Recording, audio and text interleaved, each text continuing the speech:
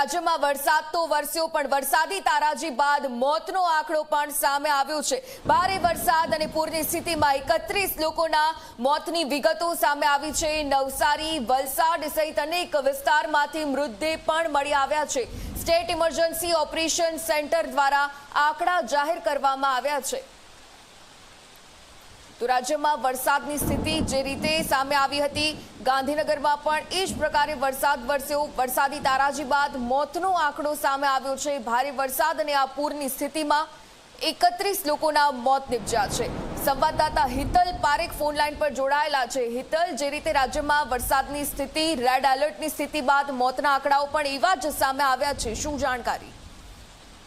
ચોક્કસ એવું કહી શકાય કે જે પ્રકારે આ સિઝનનો વરસાદ પડ્યો છે, સિઝનના આ વરસાદમાં જોવા જઈએ તો કુલ મૃત્યુઆંક 56 ને પાર થયો છે। સ્વાભાવિક છે કે માનવ મૃત્યુ આ વખતે જે પ્રકારે પ્રથમ સુરતમાં ભારે વરસાદ પડ્યો હતો અને પાણી ભરાયા હતા, તેમાં 25 લોકોના મૃત્યુ થયા હતા।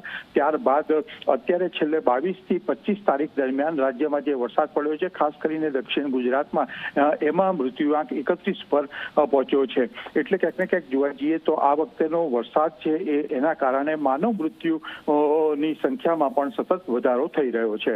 જી બિલકુલ, આભાર વિગતો સાથે જોડાવા બદલ।